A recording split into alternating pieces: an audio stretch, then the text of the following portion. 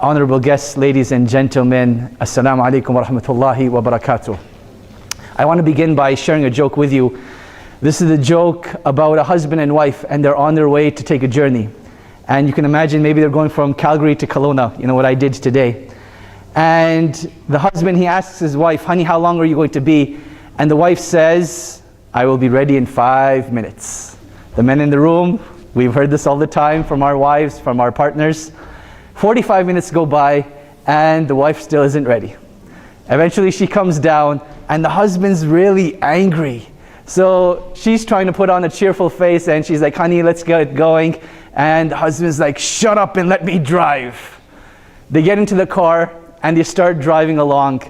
And the wife, she feels really bad. She's remorseful of everything that's taking place. So she wants to spark up a nice conversation. And as they're driving by this beautiful tree, she says, honey, isn't this tree so beautiful? And the husband gives her the stare of death. Just let me drive, leave me alone, I don't want to talk to you. Now the husband, he starts to feel bad. He's like, why do I always treat my wife like this? I should be more kind, I should be more courteous. So what if we're late from time to time?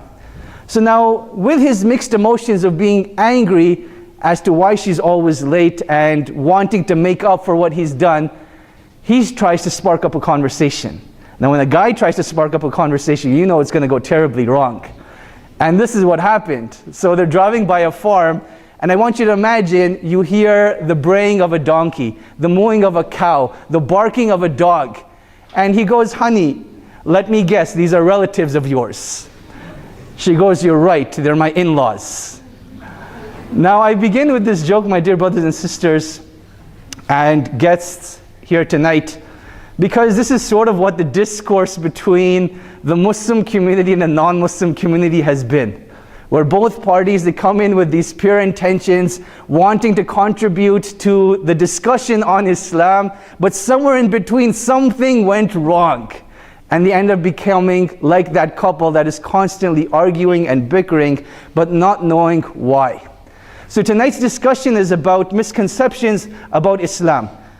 Now, when we talk about misconceptions, before we open up the floor for the misconceptions that you would like to discuss, I would like to develop a foundation. And this foundation is going to consist of 3 things. Number 1, the importance of having a holistic approach. So I want you to imagine I'm telling you a story. The first part of the story is a man died. That's pretty sad, isn't it? Second part of the story, this man died after he shot 5 people. Now you feel a bit more upset. Why would this man kill 5 people? You know, what's his deal? You learn more about this story. This man killed 5 people after they tried to annihilate his whole town and rape all of the women and kidnap all of the children. It's getting a bit more dramatic now. You know, have a bit more knowledge, you have a more complete picture.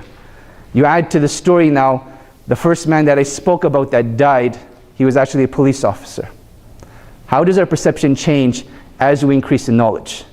The more we know, the more complete picture we have, the more assessment we can make as to what is right and what is wrong. And that is why I believe that when we approach any subject matter, we have to have the complete picture. It has to be a holistic approach.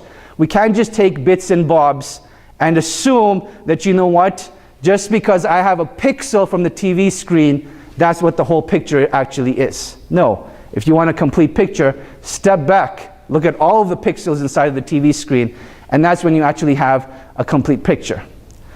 Number 2, it's very important to distinguish between what a faith is and what its followers try to represent. What does this actually mean? The religion under discussion today is Islam. Someone that affiliates themselves with this religion is known as a Muslim. Somewhere along the lines, disconnects happen. People do things for wrong reasons under a particular name. So to give you an example, if I was to come to Kelowna, and actually this is my first time in Kelowna, staying over, the first restaurant I went to, we went to go have sushi, and I was really looking forward to it. And in the sushi experience, as I'm trying to place an order, the lady that was taking our order, I was having a difficult time understanding what she was saying, and she was having a very difficult time understanding what I was saying. So now after this first experience in Kelowna, would it be fair for me to say everyone in Kelowna doesn't speak English well? No, it wouldn't. It would be a great overgross generalization that is not factual at all, right? And Kelowna, it has many community members a part of it. It is very diverse in terms of its ethnic population, and is going to be very diverse even in terms of the religions that are represented in it. Now, in order to have a good understanding of the people of Kelowna, to speak to one or two people, you're not going to get a good understanding of what Kelowna is about. But rather speak to as many people as you can, particularly those people that would represent Kelowna, right? The mayor of the city and other people of authority in the community. Those are the people that you want to get to know. So when we talk about Islam, it's very important to understand that every single Muslim, they affiliate themselves with Islam, but they don't truly represent the religion. They don't truly represent the religion. Why? Because every community will have its fringe members that do things in the name of their community, but in actuality their community is free from it. And I'm not going to give examples, but I'm sure we know of various communities where their particular members do things that their community is not particularly proud of, but as their community members, we can't completely disassociate and excommunicate them, right? So that's the second thing I would mention, differentiate between what Islam truly is and its followers and who they try to represent. As a Muslim global community, there are about 1.6 billion Muslims across the world. 1.6 billion. That's over a sixth of the world's population. So look around you. What that technically means, for every 6 people in the room around us, one of them is Muslim. Generally speaking, if you were to look at the world in this fashion, that's what it would mean. So we're a very large population of people. Now, having said that, I want to talk briefly about the media. There's a reason why the name Muslim and Islam has become at the forefront of the media. And I want to do justice to this topic over here to the best of my ability. I was speaking to a journalist not too long ago, and I asked him, why is it that you only report the bad stuff that happens? You watch the news, what do you hear?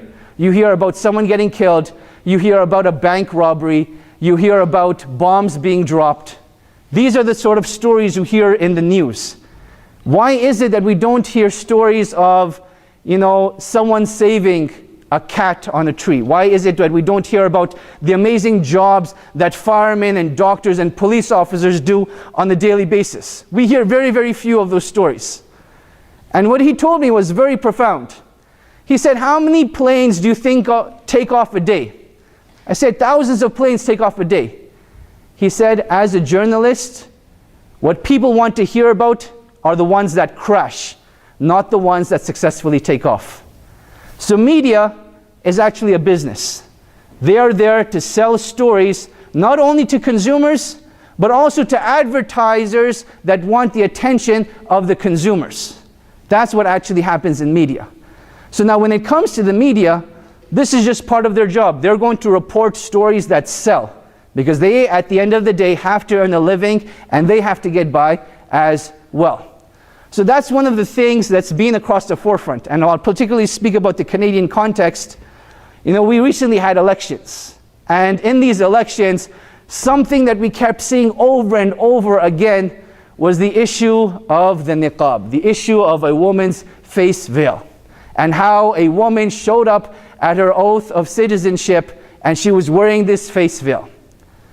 Now, why did that deserve front page coverage, when most of us should know that in the history of Canada, only 2 women, not 20, not 200, not 2,000, not 2 million, 2 women in the history of Canada have showed up wearing a face veil to this oath of citizenship? Do we not have more important subjects to talk about? like our economic crisis, like things that are happening in our environment, like things that are happening to old age pensions. We have a lot more important things to discuss. Yet, it was a political strategy that was picked up by the media and brought to the forefront. Can I blame the media for doing that? No. Can I say it was unfair? Definitely. And that's what I believe we're here to talk about tonight.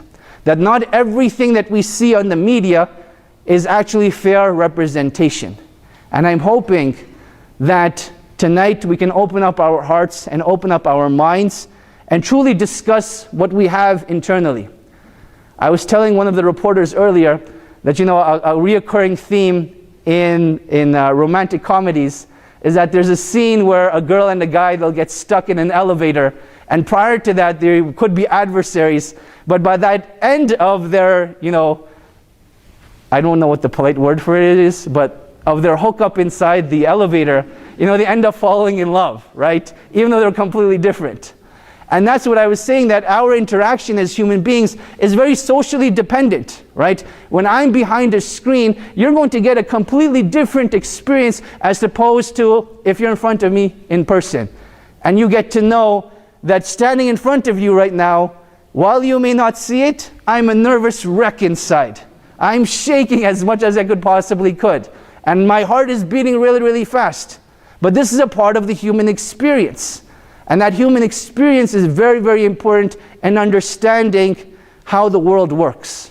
Because we are humans at the end of the day, coming from different backgrounds, coming from different experiences, but we are all here together to make the communities, the cities, the countries, the globe as a whole, a better place to live in. With that introduction, I'd like to start off my first topic of discussion, which is the word Sharia. What does it actually mean and where does it come from? By a show of hands, how many people speak Arabic? If you speak Arabic, raise your hands. Fantastic. Thank you very much. You can put your hands down. So the word Sharia is a very similar word to the word Sharia. And the word Sharia in the Arabic language means street. It means a road. What is the relationship between a road and this concept known as Sharia law? What is the relationship between the two? From a linguistic perspective, Sharia was the road people would take to reach a source of water. So back in the day, they didn't have pipes that brought water to your house. You would actually have to go outside of your house, walk down a street, or many streets in fact, a long distance to go and get some water to drink, to bathe with, to cook with, and so on and so forth. And that street that you took to the source of water is what was called Sharia. That is what Sharia means from a linguistic perspective. Now, what's the interesting thing about water? For those of you that are Bruce Lee fans, you remember this famous quote by Bruce Lee, "Be like water." Why did he say that? Because the impressive thing about water is that it can take any form that you put it into.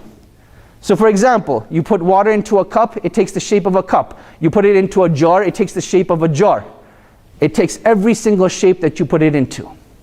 It is with that understanding that when you look at Islamic law, it is like water.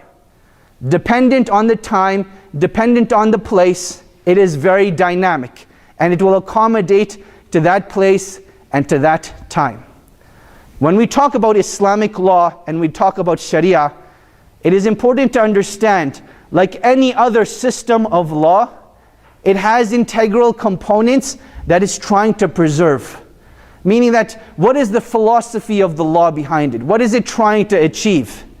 So when we talk about Sharia law and Islamic law, it has come to preserve 5 matters. It has come to preserve 5 integral things. Now, understanding these 5 integral things is very important. Why?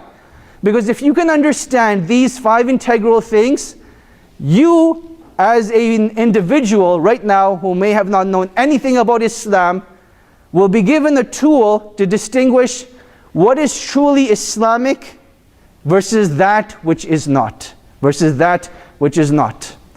So the first thing that Sharia came to protect and to preserve is human life. the most important thing in Islamic law that needs to be preserved is human life. From a logical perspective, let us look at why. Because if you don't have human beings, there are no individuals to implement this law, right? And without those human beings, there's no law to practice. That is why they are the first integral component. So when you look at Sharia law, the first thing that it came to protect is human life. The second thing it has come to protect is faith, is religion. Why is religion important? When we talk about religion, and I understand people have a wide variety of orientations when it comes to their faiths and beliefs when it comes to their faiths.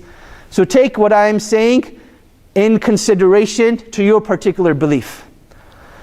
From a Muslim's perspective, when we talk about faith, it's not just about something that we do in a mosque. It's not just something that we do when Muslims get together. But when I talk about faith, faith for me is a way of life.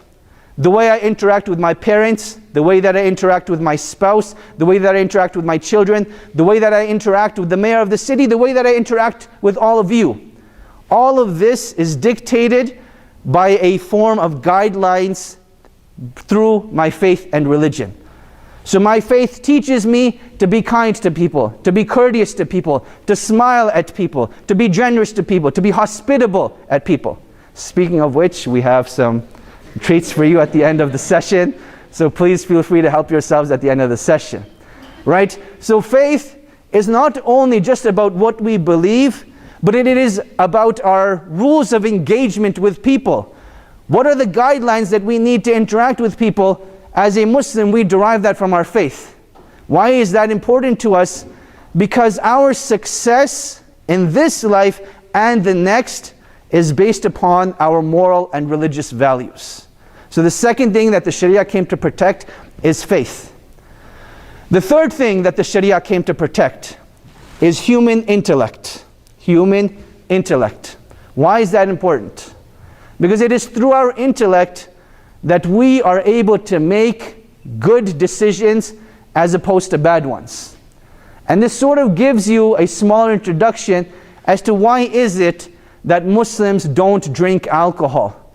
And we have such a strong stance against alcohol. Why is it that Muslims don't do drugs and they have such a strong stance towards drugs?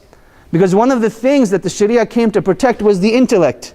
Because if your intellect is compromised, you're no longer able to protect your religion, nor are you able to protect mankind and humanity. Number 4, the fourth thing that the Sharia came to protect is wealth. So as a Muslim, we have guidelines as to how we spend our wealth, as to what we spend our wealth on. And in fact, there's a mandatory charity upon every single Muslim of 2.5% that he has to or she has to give to poor people. These are some of the rules of wealth preservation. Why is wealth important? Because whether we want to admit it or not, money is king.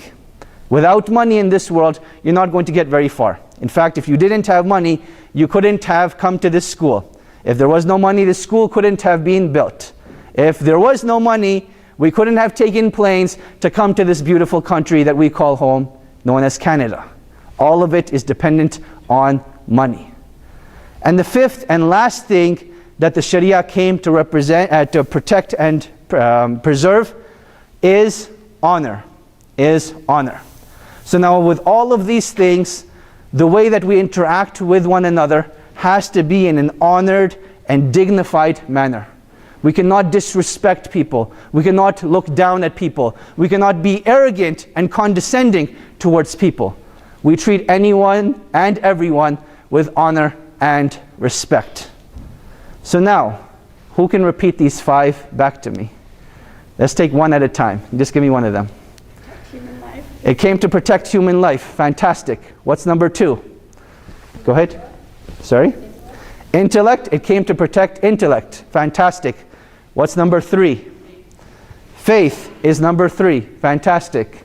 We're missing 4 and 5 now. Wealth. And what was the last one I just mentioned? Honor. Those are the 5 things that the Sharia came to protect and preserve. Now, it is with this lens, when you hear something about a Muslim in the news, you can automatically judge, is what this person doing actually Islamic or actually against Islamic teachings?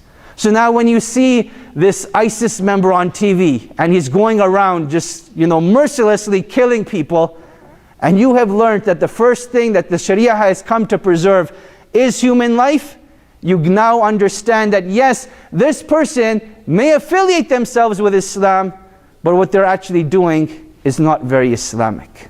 So that was why this introduction to Sharia was so important, because you now have the tools as to what is Islamic versus what is one person's misrepresentation or misunderstanding or construing of Islamic law. The next subject matter I would like to discuss is the topic of jihad. People, when I mention jihad, they get on edge. They're like, oh my God, what's gonna happen right now? And I was actually thinking about pulling a prank on you guys. If I had I guess if I wasn't as nervous, I would have said, okay guys, shut the doors. But I didn't do that. I did not do that. So what does jihad actually mean? And I'm really glad that I can use the word jihad and actually laugh about it, right? That's one of the beauties of living in this country, that we have that freedom of speech. And this is something that I value very personally, that I'm given an opportunity to speak to my fellow Canadians and community members and share my understanding of a very sensitive topic. And the way I would approach the term jihad, again, starting off linguistically, the term jihad comes from mujahada, which means to struggle, to counter, to go against. So when there's any form of struggle, this is known as jihad. Now when we talk about jihad from an Islamic perspective, what are we referring to? Let us go back to the very first revelation in the Quran, which is the holy book for Muslims, where the term jihad was revealed for the very first time. If you were to look inside the 25th chapter of the Quran, and this is just for your own reference, that was the very first time that the term jihad was revealed in the Quran, in terms of its chronological order.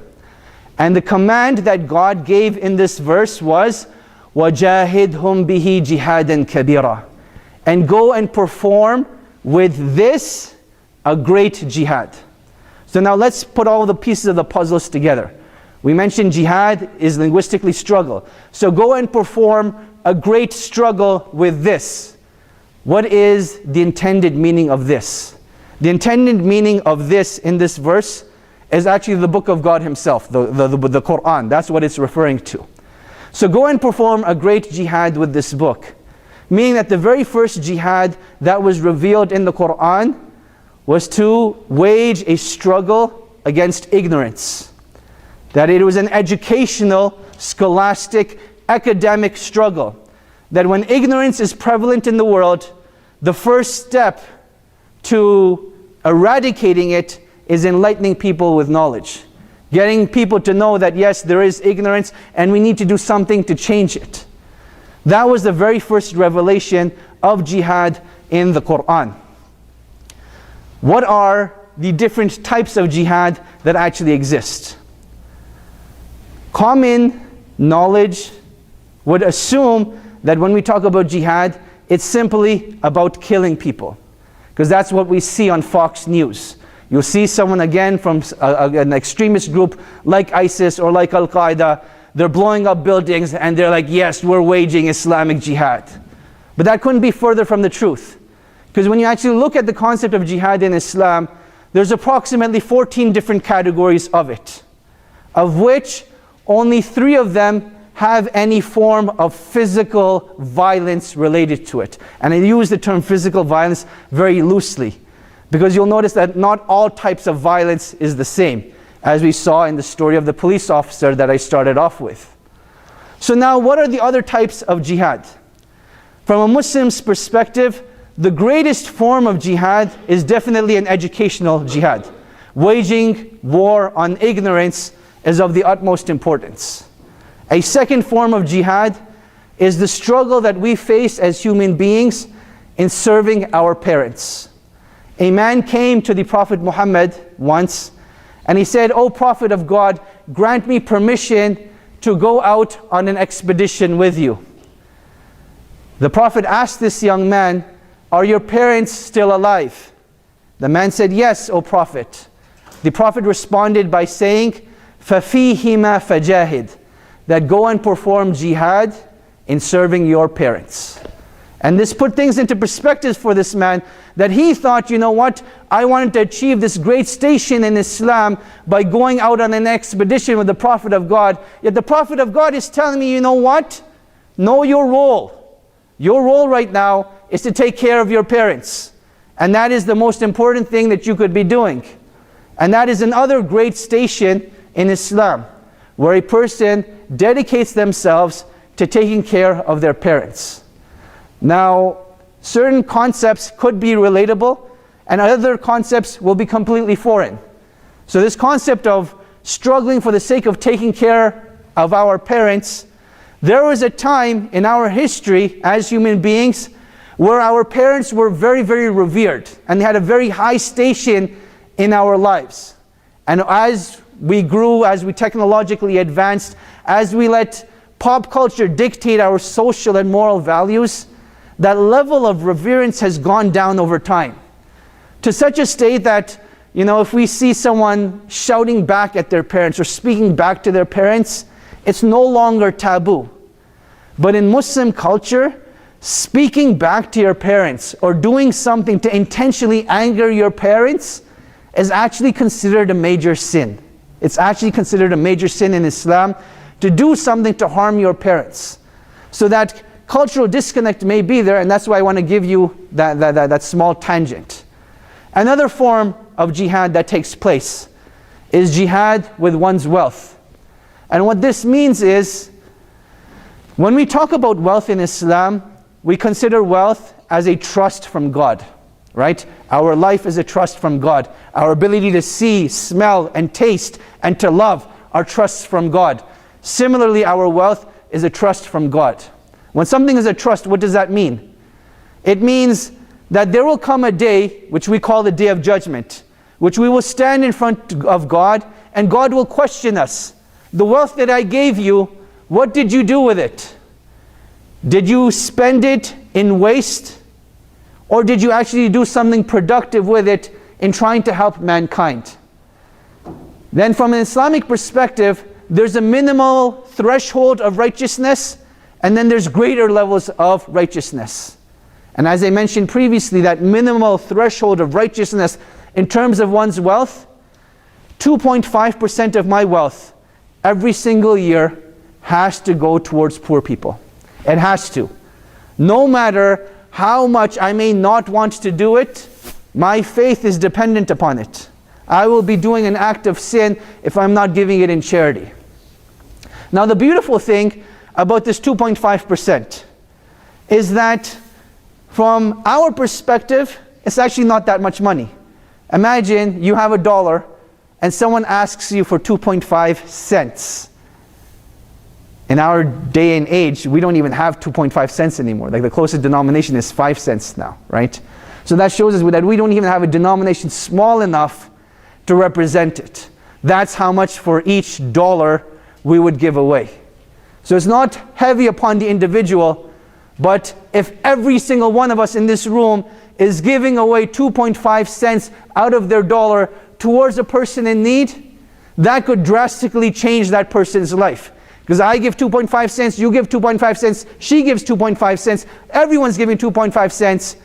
We'll have approximately, if there's 100 people in the room, we're looking at, let's do the math, $2.50. Okay, that's like a Tim Hortons coffee. It's not too much. In my head, it worked out better. But let's just say we have 1,000 people. You have $25. And that's only off $1. That's under the presumption. That's where I went wrong. That's under the presumption we only have $1. Right? If you have $1, we're each giving 2.5 cents. Realistically, I think we, as students, I know we're all broke, but we have more than $1, right?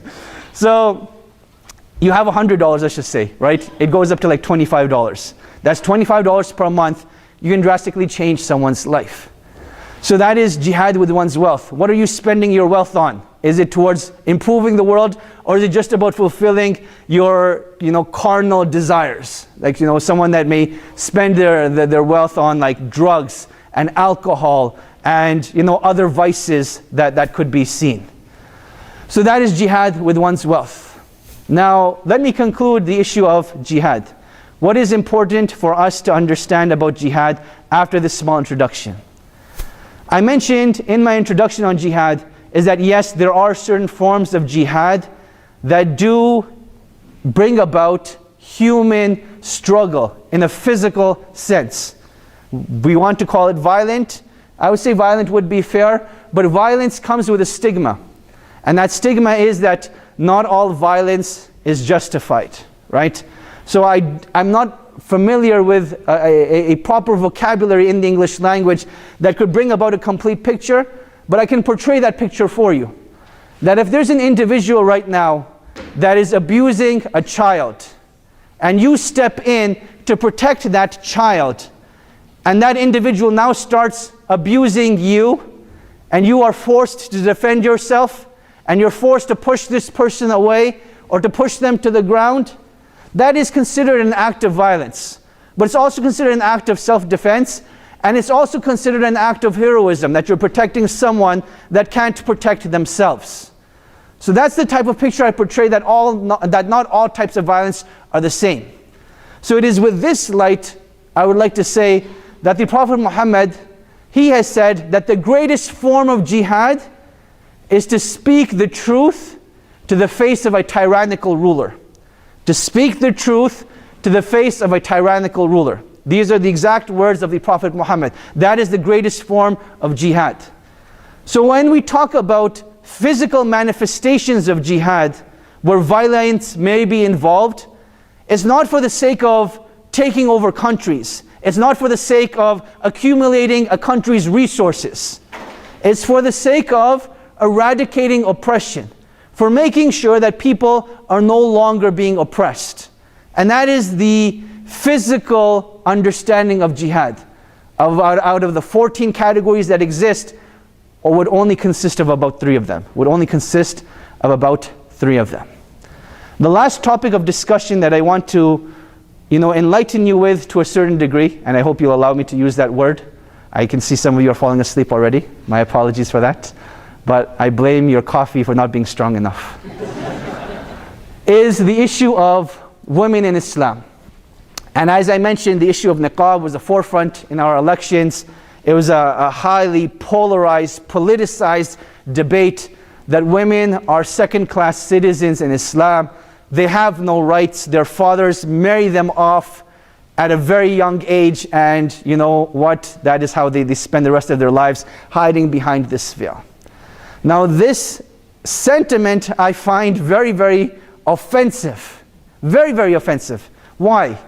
Because it was the decree of God that I have one sibling who is a sister. It was the decree of God that when God blessed me with children, He granted me 2 daughters. It was the decree of God that if I was to count all of my cousins in Canada, I have 9 female cousins and 1 male cousin.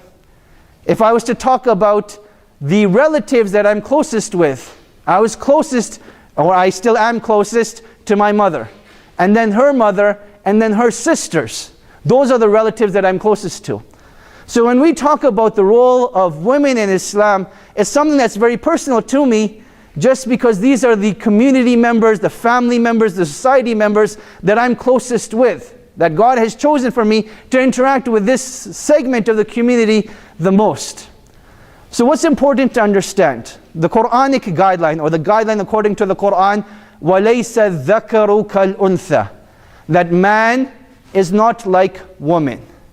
That God created men and women completely differently. In what sense?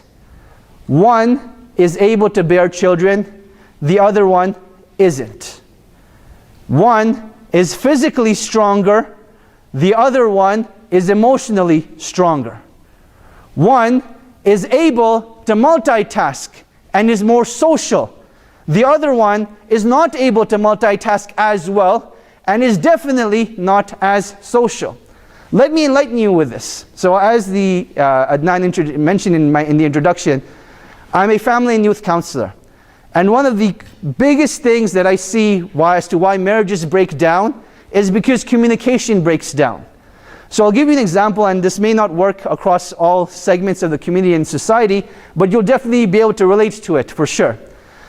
So in Islam, there's no concept of dating the person that you're about to marry. You can get to know them within guidelines and through outings and so on and so forth, but in terms of dating itself, that doesn't exist, right?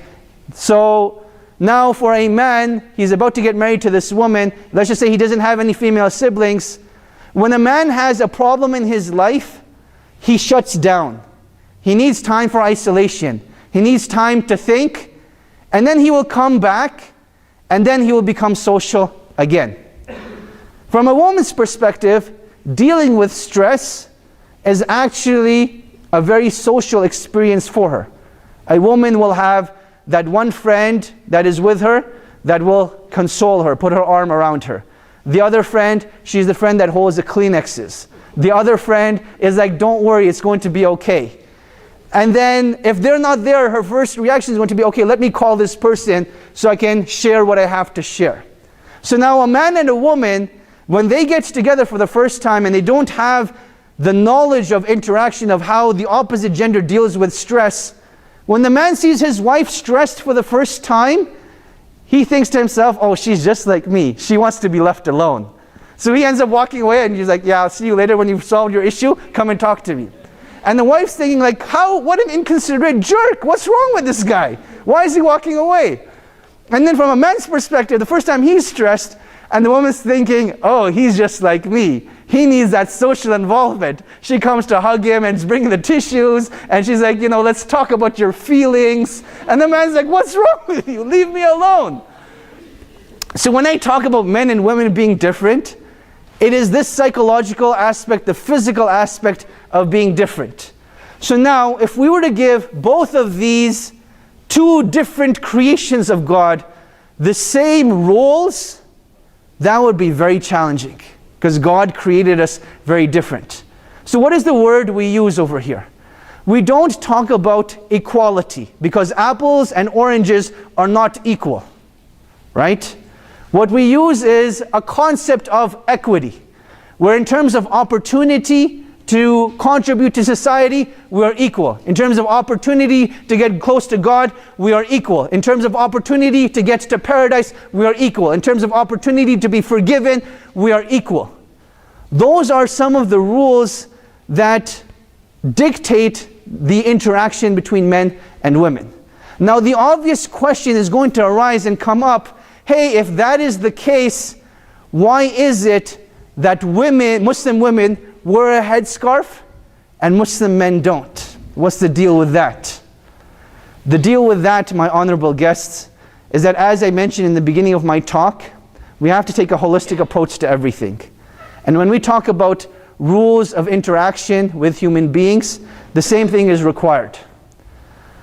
As I mentioned, God has given many things to us as a trust. I mentioned money.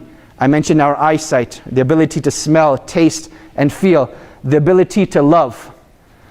Particularly when it comes to our female folk, the Prophet Muhammad has mentioned that they are a trust from God. Meaning that if you do not treat them fair and you do not treat them well, you will be questioned. And that is why when a young man came to the Prophet Muhammad and he asked him, O Messenger of God, who is most deserving of my respect and reverence? He said, your mother. He said, then who? He responded again with, your mother. He was said, then who, O Messenger of God? He again responded, your mother. He asked for a fourth time, and he said, then who, O Messenger of God? And he said, your father. So the mother was emphasized 3 times more than the male figure was. In a separate narration, the Prophet Muhammad, he said, the best of you are those that are most conscious of God. And those that are most conscious of God are those that are best to their womenfolk. Those that are best to their womenfolk. So now, with this understanding and understanding the psychological differences between a man and a woman, we now approach the issue of the headscarf. The first thing you need to know, we have multiple community members that are here that are wearing the headscarf. And you can go and ask them, I actually in fact know none of them, I've never met any of them before. You can ask them, have they been forced, have they been compelled to wear this headscarf? And I cannot say for 100% for sure, but what I can say is, internally speaking, I'm 100% confident that they will say, this was a personal choice for me. And if you were to ask them why, it would go something along the lines of, I know this is pleasing to God, so this is why I want to do it. And I think even for our Christian community members that are here, the portraits that we see of Mary in your faith, we regularly see her wearing a headscarf or something similar to a headscarf. When we see nuns in the Christian faith, we commonly see them wearing a similar headscarf.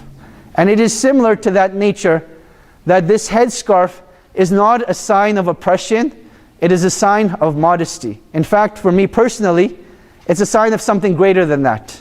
That when a woman wears it, she's telling the world that don't judge me based upon my looks, judge me upon what I have to offer. A discussion that I have with my wife from time to time is how grateful I am that she is a woman of faith and that she wears this headscarf. And she asks me why. I tell her, your beauty is something only people that are worthy and deserving of should get to see. Not everyone should get to see it. Not everyone should be allowed to be exposed to it. And in my way, I consider myself the most fortunate person that I'm married to you, and I get a chance to see that beauty. And that's like our moment of, ah, how sweet and stuff, right? But that's like the discussion that I have with her. And for me, when we talk about Islam, something that I have to give credit to, where credit is deserved, is our female counterparts. They are the true ambassadors of Islam. If you saw me on the street, you may know I'm a Muslim, you may not know that I'm a Muslim. But when you say a woman with hijab on, it is understood that this woman is a Muslim. And she's a natural ambassador of the faith. And they've done a darn good job of it. And I would hope that you guys can join me in giving them applause of appreciation. Thank you. So, I'm not sure if you guys noticed, but Adnan came to the front and he's like, you gotta conclude, you gotta conclude. So I'm pretty much out of points, but I do just want to conclude with one last simple point.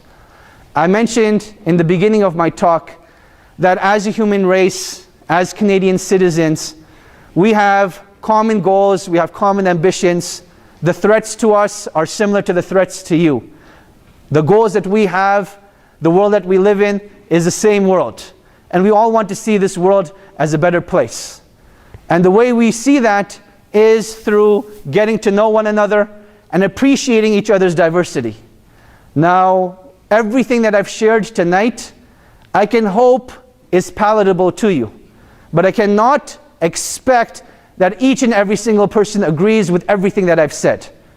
What I can hope for, though, is that we will mutually respect our differences and that we will still love and care for one another. And regardless of if I get to know your name or where you come from or what your story is right now, one promise that you do have from me, at least, and the MSA on this campus, is that we are here at your service. Anything that you need from us, anything you would like to know, anything that we can do to make your day better and to make your Kelowna better, please do let us know, because that's what we're here for. Ladies and gentlemen, thank you very much for your attention, and I open up the floor for questions.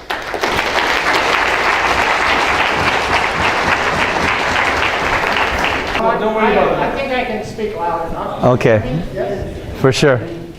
I have a number of problems with what you said, but I will restrict it to one point. Sure. You have just given us your version of Islam. Yes. Now, by the way, I would ask the same question if you're a Christian or a Jew or a Hindu.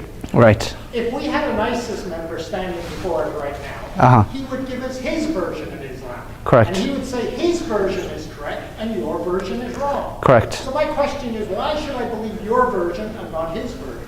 Fantastic. Thank you very much for your question. Did everyone hear his question? Okay. So in terms of, understanding what is truth and what is ultimate truth and what are our sources of knowledge, this is what I was sort of alluding to in the beginning when I spoke about we need to differentiate between what the religion is versus what its followers actually say and do. So with that having been said, if I wanted to judge Christianity, I would go towards the Bible and I would study the Bible. Similarly over here, if I wanted you to know what Islam truly says, I would say, read a copy of the Quran, read a copy of the traditions of the Prophet Muhammad. And that is I'll give you an opportunity to respond to that as well. And that would be the only way that you could know for sure what the religion of Islam actually says. And then you could corroborate, hey, did what Navaid Aziz say tonight, is it actually true, or is he just talking a bunch of hot air, right? But this is just an introduction to that further discussion. That I mentioned verses of the Quran, I mentioned statements of the Prophet as an introduction, that those of you that are interested, you have an opportunity to get a copy of the Quran, to get some traditions of the Prophet Muhammad and see what he actually says. And that is the only way for sure you can know which version of Islam is actually true. But please do follow up. Is it not true that in Islam, the only true Quran is the one in Arabic? And once you translate it, it is no longer the Quran. That is correct. So the Quran was revealed in the Arabic language, and if a person wants an edited version of it, they would need to learn the Arabic language. But what I can say is, for the vast majority of translations, people do put their best effort forward to give an unbiased translation of it. So if you want to approach the Quran and do not know the Arabic language, there are multiple translations that are available, right? If you're asking for which translation I would suggest, then there's one that was published out of SOAS, the School of Oriental and African Studies in England, by a professor there. I'm not sure what the initials stand for, but M.S. Abdul Halim. So it's M.S. Abdul Halim. For me personally, this is the translation I feel very comfortable with. I'm not saying it's a perfect translation, but I'm saying it's probably in the one that I agree with the most. So yes, since the Quran is in Arabic, it would be impossible to get a perfect picture of what the Quran has to say without knowing the Arabic language. But academic credibility is also very important. And when these academics translate the Quran, I do believe that they are trying to be as unbiased as possible. And for the most part, most translations will be free of major flaws in translation. That's my personal experience. But thank you so much for your question. So we understand that there's always a loss in translation, whether you translate from what language to what language. Of course. So just a question on that. So the different versions, the different translations of Quran translated by different organizations or individuals, yes, do they differ vastly, or there are minor differences? What kind of differences would we find in them? Fantastic. So the differences that you would find in the different translations of the Quran are not different versions of the Quran. So that's something that's very important. It's the same text that's being translated, but just different choices of words that are being used. And those will depend on one's time that they're translating at. So if you find a very early translation like Marmaduke Pickthall, right? That's translated like 1934. Shakespearean. Not Shakespearean, post-Shakespearean, but uses words like thou regularly, right? And doth and things like that. No one speaks like that anymore. Whereas M.S. Abdul Halim, as I mentioned, that was translated, if I'm not mistaken, in 2009. Fairly recent. The vernacular and vocabulary is very relevant and similar to what we use today. So the message is going to be the same, but the choice of words is what's going to be different. Very good. Just to let everyone know, we have some copies of Quran in the English language. So if anyone's interested, please approach the volunteers after the Q&A, and if you want. If we run out of them, we will definitely get back to you with some copies of the Quran. Any more questions? Someone wants to ask a question? Please go ahead.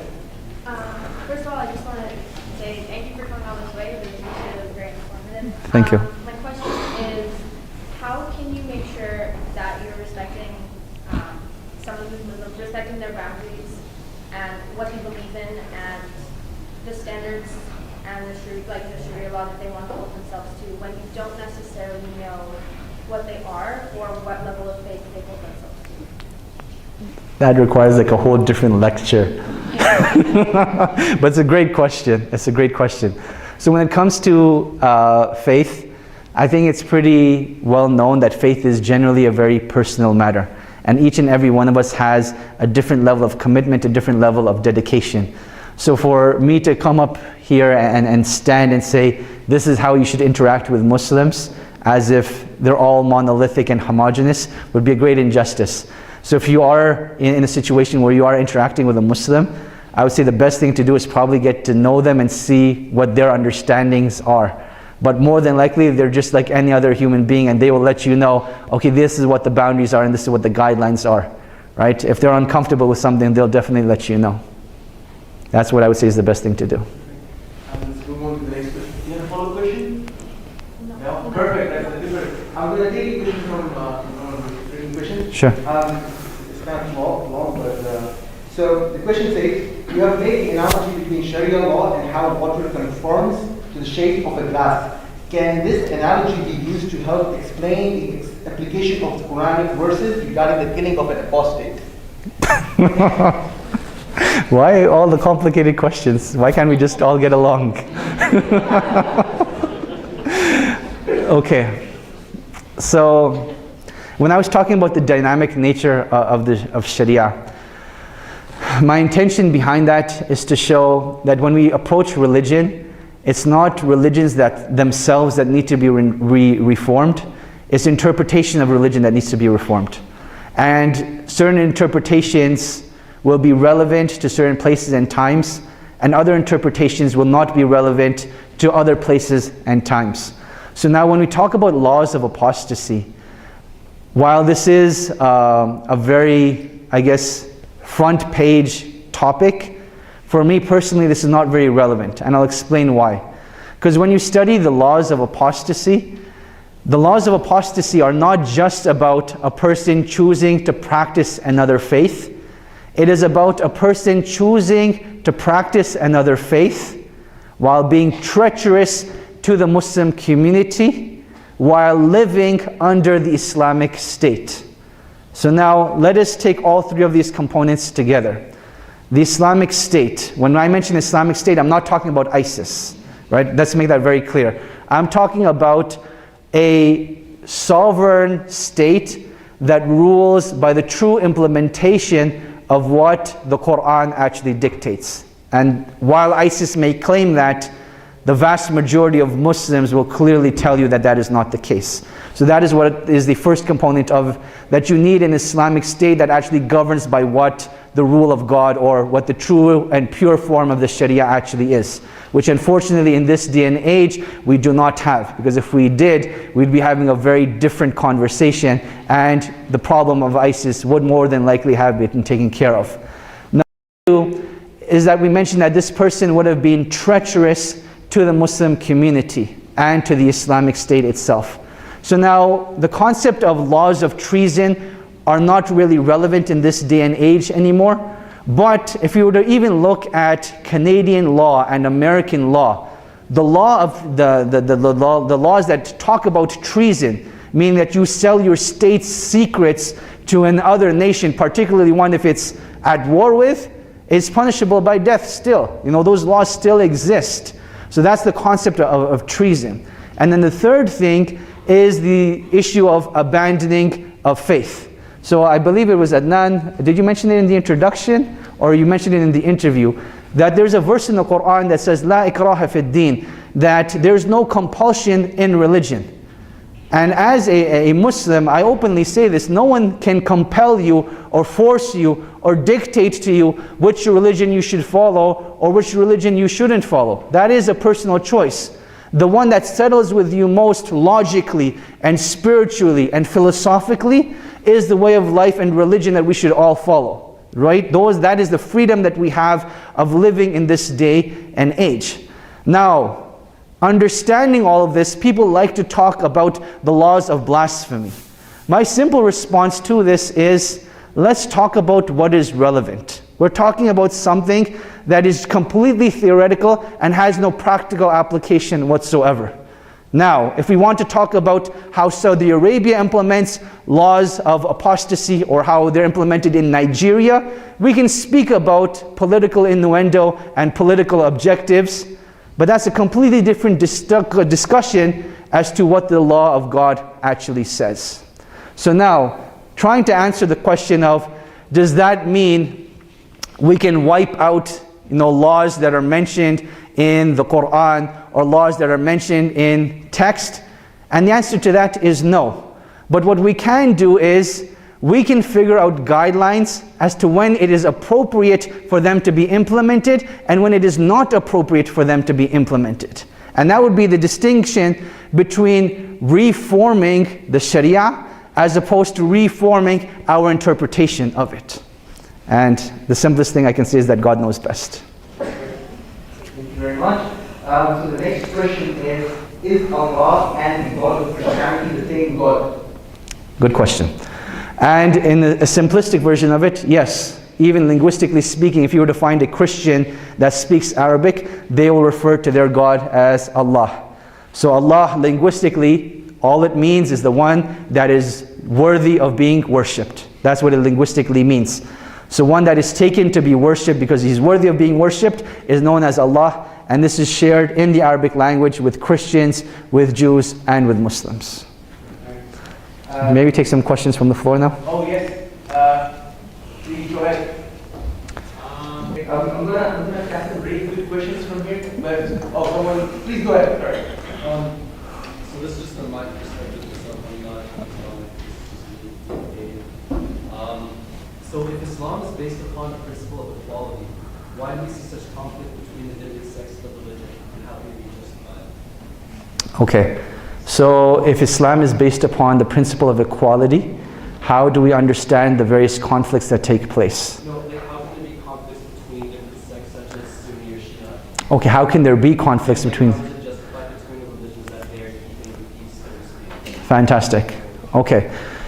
So there's two main schools of thought inside of Islam, as you know this, but I want to enlighten everyone else here. The larger school of thought is the Sunni school of thought, which makes up about 3/4 of the Muslim population. And then the other school of thought is the Shia population, which makes up about 1/4 of the Muslim population. Then you have other branches which are less than 1%. So that's why it's the 75-25 in a general sense, but if you want to get very, very particular, it might be 74 and like 23 and then like 2% of others. So now with that having been said, what I want to emphasize and highlight over here is that there's the Word of God and then there's the human understanding of it. So the two things I would like to highlight in terms of sectarial conflicts. Number one is that a lot of the times they're financially, politically, economically, geographically motivated, right? The way a Sunni and a Shia would interact in Canada would be completely different to a way a Sunni and Shia would interact in Iraq. And that's just because the way we're brought up is relatively a lot more tolerant. We will spend a lot more time to get to know one another and what we stand for and appreciate our diversity, whereas a culture in another part of the world may not do so. So now with that having been understood, people never want to look foolish. They want to be able to justify their actions with something, even if it's nonsensical. So people will take verses of the Quran and traditions of the Prophet, and they will say that I'm justifying my act according to this. But this goes back to the issue, and I'll come back to you in a second, is that human interpretation versus God, what actually God said, are two different things. So now people will justify it, but does the religion actually say it? No, not at all. In fact, I believe throughout history, not even within different sects, but within different religions, we've all lived peacefully and tolerantly with one another, up and until a select few from each and every community came and said, you know what, we're no longer, we don't like this, we don't like peace, so let us create war. And each and every community will have those members.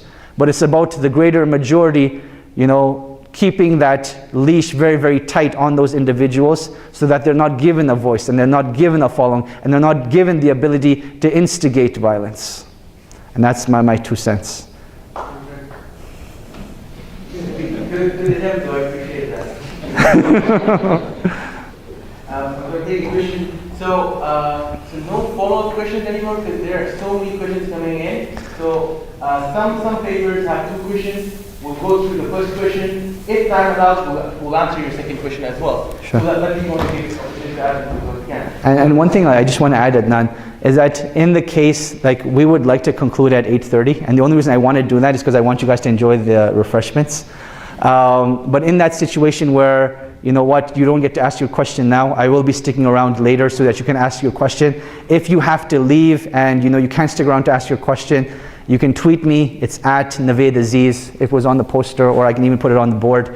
Or likewise, look me up on Facebook. I have a public Facebook page. You can post your questions there, and we can start up a conversation that way. So just because your question may not be answered, we're not trying to ignore you, but we're trying to get to you. In case that we're not able to, please reach out once again by tweeting at me or sending a Facebook message. I'm not on Snapchat yet. I'm trying to get there. Or you can just reach out to Adnan or the MSA on campus, and we can accommodate your question that way. Please go ahead. So the question says, in Christianity they say if you do not invite Jesus into your heart, you will go to hell. Also in Islam they say if you do not believe in Prophet Muhammad, if you follow his teachings, you will go to hell. So if I am a good person, if I'm a good person my whole life, but do not believe anything that I did not see here for myself, then do I go to hell? So this concept of religious exclusivity, who gets to decide who's going to heaven and hell? Each and every religion will have their own interpretation of this, and I can only offer what Islam says about this. And I need to again portray a complete picture. So from a Muslim's perspective, how do I even say this? From a Muslim's perspective, there's one of three ways to go to paradise. There's one of three ways to go to paradise. Those three ways are, number one, is that anyone that is alive after the time of Muhammad, he has to believe in God and the articles of faith and the pillars of Islam and believe in Muhammad. And then through living that good life and doing good deeds and trying his best or her best to stay away from bad deeds, then through the mercy of God, that is how they will enter paradise. That is post-coming of Muhammad. Now, pre-coming of Muhammad, we believe that the followers of every prophet, they will enter paradise due to their following of the prophet.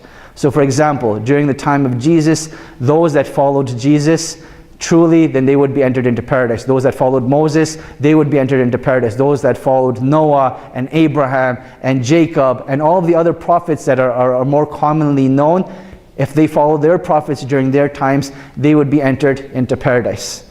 Now there's a third category of people, and this third category of people is those individuals that knew nothing about God or religion or prophets, but they tried their best to search for truth, and they tried their best to search for meaning in their life. Yet this did not lead them to finding any religion whatsoever, or did not lead them to being content with a particular religion, and therefore the truth never actually reached them. So from a Muslim's perspective, this third category of people, they would actually be raised on that final day that we call the Day of Judgment, and they would be sent a prophet at that time. If they follow the prophet that is sent to them at that time, and it's not Muhammad, this is a completely different prophet that would be sent. If they followed that prophet, then they would be from the inhabitants of paradise. And if they didn't follow that prophet, they would be from the inhabitants of the hellfire.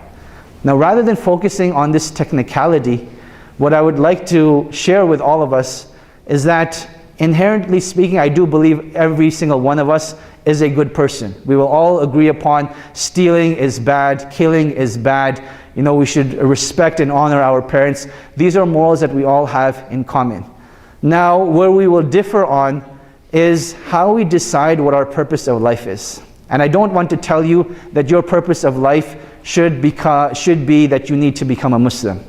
What I want to share with you is that your purpose of life should be directed by the question, why do I exist? What is the higher purpose of my existence? And through that question, begin a path of seeking the truth, and as they say, the truth will set you free. Good. You asked the question. Everyone, please go ahead. Okay, go ahead. Super simple. Can you still be Muslim if you break a law or if you don't follow all kinds of rules? Simply, yes. The most important one is the first pillar of Islam, which is the belief in God and everything that comes with it. Everything else is excusable to a certain degree. Yeah. I actually like this question.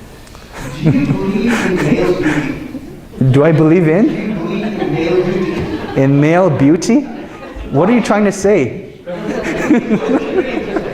So, do you believe in male beauty? Why should I be allowed to see your handsome looks and not your wife? Oh man, there we go. There we go.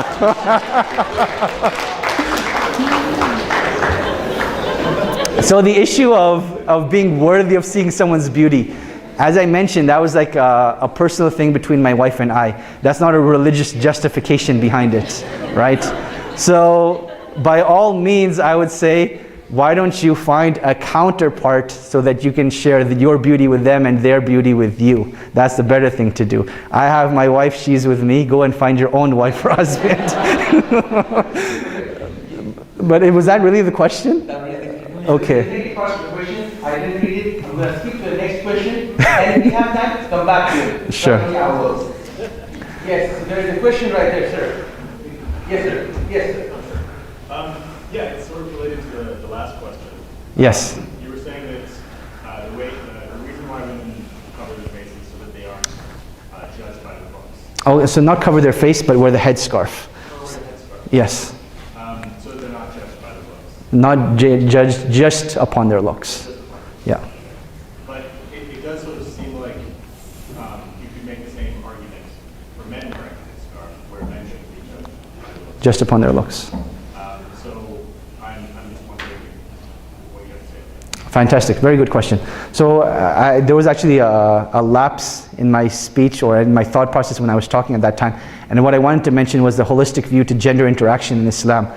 So one of the rules that we have in terms of gender interaction is that if you find the opposite gender sexually attractive, then one of the first things that you're meant to do is that when you interact with them, you don't directly look at them in the eye, but rather when you speak to them or interact with them, you look down at the ground. Likewise, there's the encouragement that in Islam you're not allowed to have intercourse before marriage, right? So in that situation, the people who are of an age where they're able to get married, they're actually encouraged to fast to decrease their sexual desire. Likewise, they shouldn't be exposing themselves to temptation. And by temptation, I mean like pornography and things like that. So you don't expose yourself to that. So now part of this holistic approach is that we have this belief that God knows us best. And the way that's complemented with psychology, when you look at it from a psychological perspective, men are more visually stimulated as opposed to women.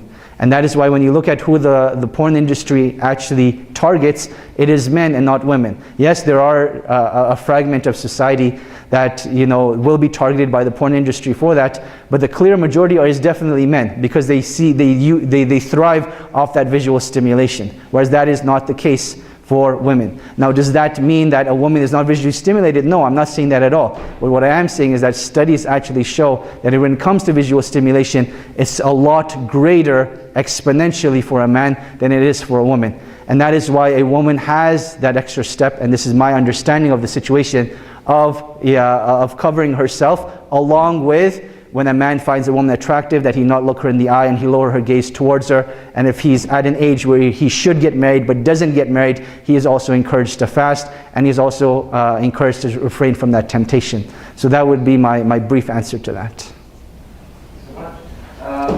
So, sorry, just one second. Did you have a follow-up? Oh yes. What if you're gay? What if you're gay? Great question.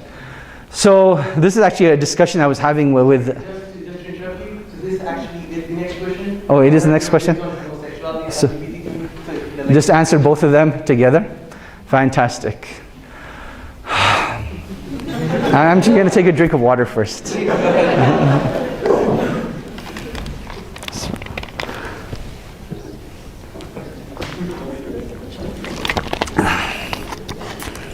So it's 8. It's like, how long do we have till 8:30? We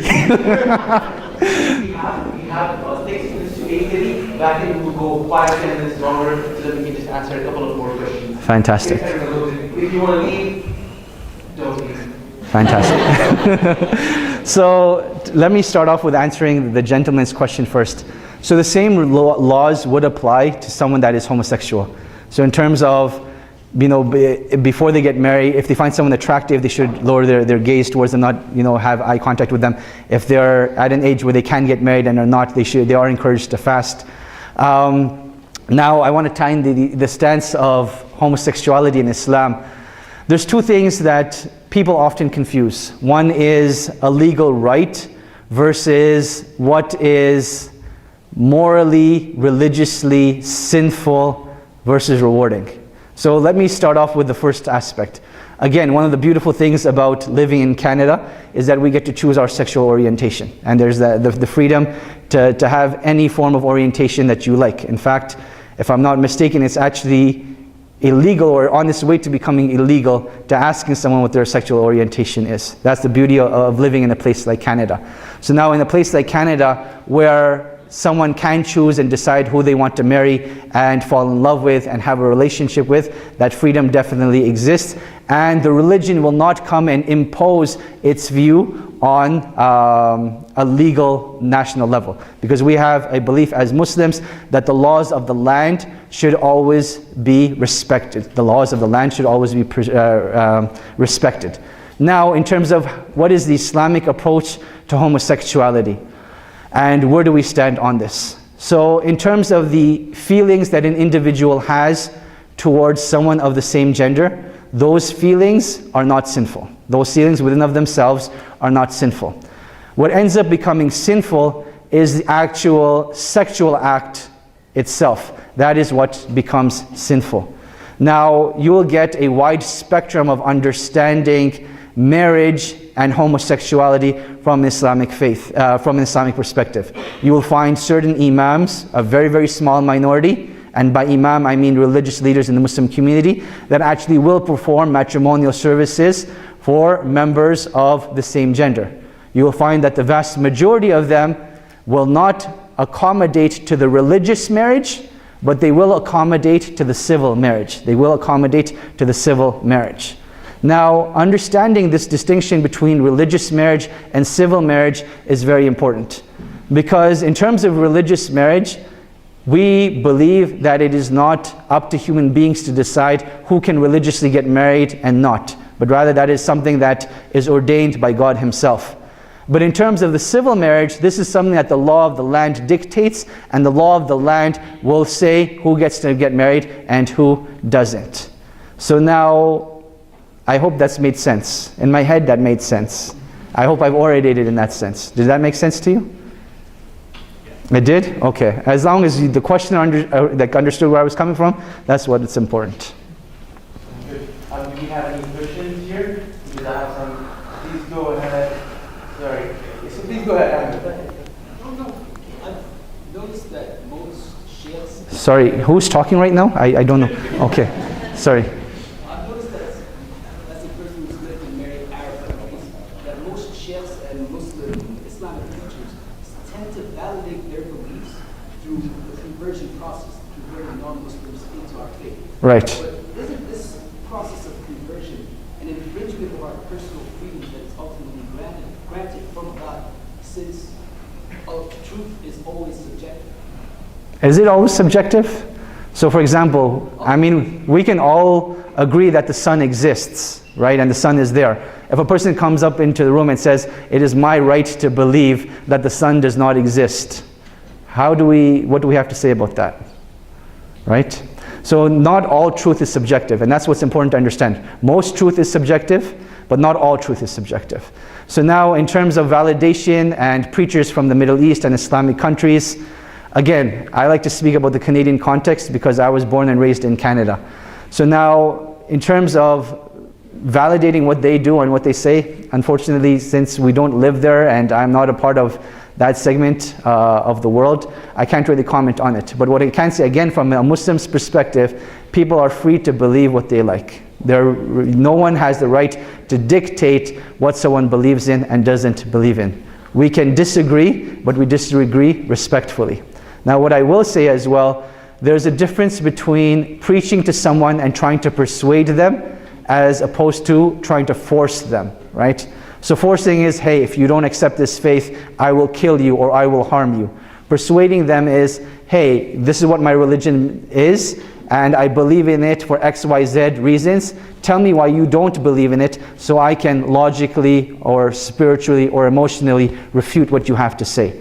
So that's the key distinction between persuasion and compulsion. So that's what I would try to say. In most of the cases, there are subtle external forces kind of forcing you into this, like our family structure, our family's orientation. So all we're saying is that it's subjectively a truth that kind of makes the infringement of conversion not accurate. I don't understand what that means. Sorry. I think that's a very good point. But I think this is the tagline of Muslim Student Association. Learn your religion, don't inherit it. Because a lot of Christians are Christians because their parents are Christians, Muslims are Muslims because their parents are Muslims, Hindus are Hindus because their parents are Hindus. So we inherit our religion instead of learning it. So I mean, and this is a difficult thing. Yes, there are external forces that guide a person's ideology, but that's the struggle. That's the whole struggle. You gotta overcome that. You gotta learn your religion and choose it for yourself. And yes, it is a struggle, but you know, it can't be. We can't really deny it. I don't know if that answers your question. Thank you. Thank you for having my back. I appreciate that. Please go ahead. Yeah. So my question was, Keep it short. I see usually three things mixed here. One is the Quran, Yes. another is Hadith, and another is the tradition. It's just like mixing Jesus, the Old Testament, and the traditions of the Christian church. Like you just mentioned blasphemy. There is or law of apostasy. There is none in Quran, but there is a social cultural reason for it to be in medieval Islam. How do you comment about that? I mean, and a lot of these problematic things we can evade the questions, but they do exist in medieval either church traditions or Sharia law. So how do you Right. really deal with these problems in a very fundamental way? So I'm so glad that it's 8:33 right now. I'm not going to run away from the question, but what's important to understand is each religion has its sources of legislation, right? And I've highlighted two of them in the Muslim faith. One is the Quran and the other one is the Hadith, or the sayings and actions of the Prophet Muhammad. Now these aren't the only two sources of legislation, but what I would say, again, these are discussions that every religion has had to have at one point, where the religious leaders of that place, of that time, have had to come together and say, okay, without changing the word of God, how do we implement the word of God in a way that is relevant and accommodating to the place and time that we are in? And then it's never an issue of judgment. Like I have to emphasize this enough. We are not judges. God is the judge, right? That is something that needs to be understood. What we are here to do is try to implement His word and leave judgment up to Him. That's in summary what I would try to say without boring everyone to sleep. Perfect. A couple of questions. Yes, sir. Yes, sir. And that will be the end of questions from the audience. Can we just take one from here and this individual over here? Yeah, those will be the last two then. But we'll start with over here, please. You, yes. A few months ago on CBC radio, they had people calling in talking about ISIS.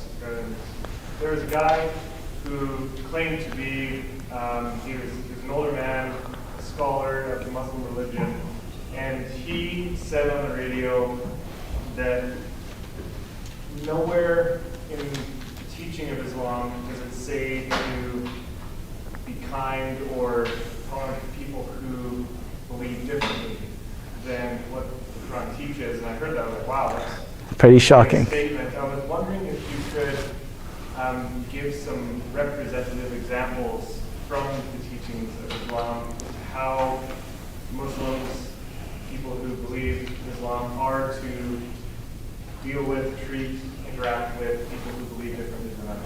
Fantastic. So the first thing I'll refer you to is a verse of the Quran itself, chapter number 60, verse number 8. In this verse, God tells us how to interact with different faiths that are not at war with you, nor have they exiled you from your homes. So in this verse, God highlights two things. أَن تَبَرُّوا وَتُقْسِطُوا إِلَيْهِمْ. Number one, bir is to show righteousness, and qist is to show justice. So God has emphasized two key components over here, that our interaction with other faith members is to be based upon righteousness and justice. Justice meaning that we give them their due rights and fulfill their rights for them. And then righteousness is to go above and beyond what the situation requires. So for example, I can see that you're thirsty. Rather than me waiting for you to ask for a glass of water, I'm like, hey, why don't you take this bottle? So that's righteousness, is going above and beyond. And this is what actually God legislated in the Quran itself, chapter 60, verse number 8. In terms of practical examples, I mean, I believe history is filled with through them. One example that I can give you is in the Spanish Empire, when Muslims ruled Spain during that land. The Jewish community felt a lot safer living with Muslims at that time than they did living amongst other religions and other faiths. So that is one simple example where the Muslim community and the Jewish community lived amongst one another, and they felt safe and they prospered and economically thrived, and things went very, very well. So this is just one example. What I would like to highlight, if you ever get a chance, there's a really good book called Misquoting Muhammad by Jonathan Brown. He is a professor either at Georgetown or Duke, one of the two. At Georgetown University. And it's great examples of how religious texts are misconstrued and misinterpreted. And it comes with historical examples as well as a holistic approach to the topic. But thank you for your question. That's really a great book. Yes, please. My name may not follow. Trophy. Sorry, my question may not follow the Quran, but it's in relation to Islamic banking. I intend to do extensive business with the UAE, but I want to understand the concept of Islamic banking and profit. Islamic banking and profit. Okay. Bismillah. Okay, so the foundation of Islamic banking is that we are not allowed dealing with money that we have not rightfully and justly earned. That is the basic premise of it. And under this basic premise, that is where you get such strict guidelines in transactions. So for example, as a Muslim, I'm not allowed selling something that I don't have. So for example, in my mind, I can think to myself, hey, I know you want to buy a Honda CR-V. By the way, that's the car that I drive. So I was like, you know what, I know you want to buy a Honda CR-V, and I could probably make like a good 10% off of you because I know someone inside Honda that is going to hook me up with a deal. Islamically speaking, I'm not allowed to sell you this car up and until I've gone and purchased the car from him and then I sell it to you. That's one example. Another example, and this is probably the more common one, is that Muslims do not deal with interest. And as Muslims, we don't differentiate between usury and interest. In other religions, they differentiate between percentages. If it's a large percent, it's not allowed. If it's a small percent, it is allowed. But from a Muslim's perspective, we're not allowed using money as a commodity. Money is a currency of exchange. It is not a commodity. So you cannot buy and sell money and make profit off of money. And likewise, we view loans as an act of kindness, not as a means of business. So if I wanted to, I could not tell you Islamically, hey, I will lend you $100 for you to give me $100.01 later. Islamically speaking, even that 1 cent, I'm not allowed to accept because that would be interest and usury. A third thing I would mention is that Islamic contracts are very, very detailed and specific because we're trying to avoid something called gharar. And gharar is misinterpretation and miscommunication. So I tell you, I will sell you a 2016 Honda CR-V. It would be incumbent upon me to tell you that it would have 0 mileage, it would be brand new.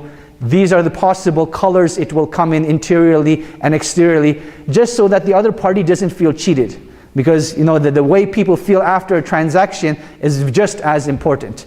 Now I know this is beyond the scope of what we're discussing, so I'll conclude with those 3 points. But if you are interested in knowing more, what I can say is, one of the other community members that I work with at my mosque, he's actually done his bachelor's and master's in Islamic finance. And we have a YouTube channel. If you go to that, he's delivered a 6-week course, and each week was about an hour and a half.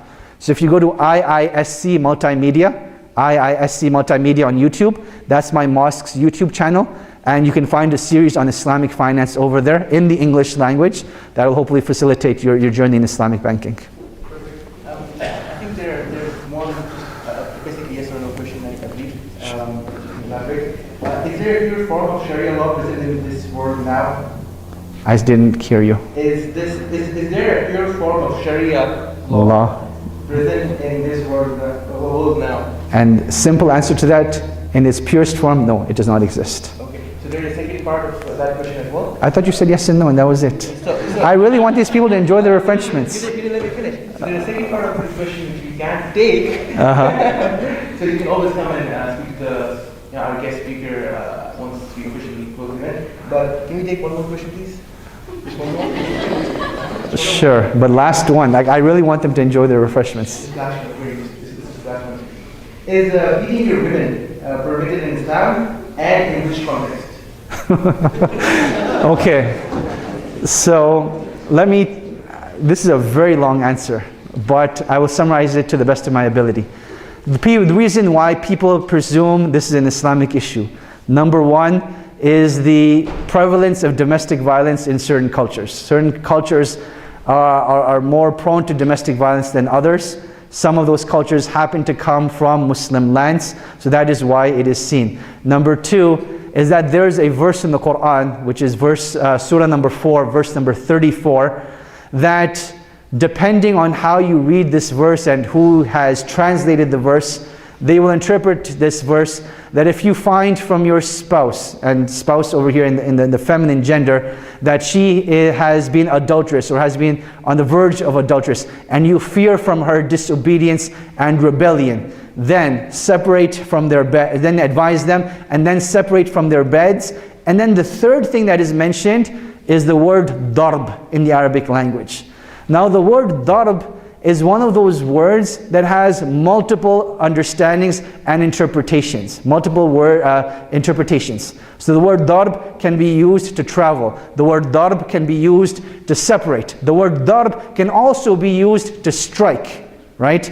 So now, depending on the person who's interpreting it, they will come up with a different presentation of this verse. What I would like to highlight over here is, let us go back to this concept of having a holistic approach and see what the guidelines of interaction between a man and woman are. When God says in the Quran, in the 31st chapter, that He has made marriage as a sign from God. If you want to talk about the existence of God, one of His signs is marriage within of itself. That He has created for us spouses for us with whom we will be loving and merciful, and together we build a house of serenity and tranquility. Now, just based upon this one verse alone, if there is domestic violence in the house, how will you have a house based upon tranquility and serenity and love and mercy? Where is that? Number two, clearly without a shadow of a doubt, the wife of the Prophet, she says, the Prophet Muhammad never hit a woman or a child. The Prophet Muhammad never hit a woman or child. And the best example for a Muslim is the Prophet Muhammad himself. So with that having been said, without a shadow of a doubt, I do not believe it is permissible for a man to strike a woman under any context. Under any context. And with that, we come to our event. But before you leave, Actually, sorry, one last thing. If you're interested in learning more about this subject, there's actually a 20-page essay. It's called The End to Hitting Women. The End to Hitting Women. And it's a paper that I had helped researched by a colleague of mine in England. It's available online on a website called Muslim Matters. But even if you don't go to the website, just look up The End to Hitting Women. And it's a detailed explanation of this verse and the context behind it that needs to be understood.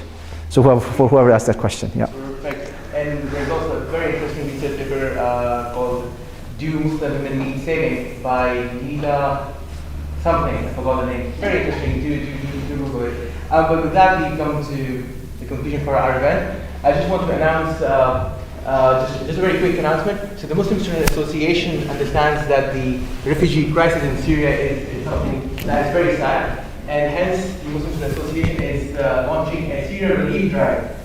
We are helping some amazing people like Jamie over there to sponsor some Syrian families. We have already, extended our hand and found some amazing people who are willing to help sponsor families. And we're also launching our project to send medical supplies to refugee camps and some medicine. If anyone wants to volunteer for that cause, please do approach me or Mr. Umar. Where is Mr. Umar? Right there, the gentleman right there with a very beautiful British accent. So if any one of you, Muslim, non-Muslim, wants to volunteer for this, please approach us. And I thank every one of you, every single one of you from the bottom of my heart for showing up and making this an amazing night. Thank you very much. Thank you very much.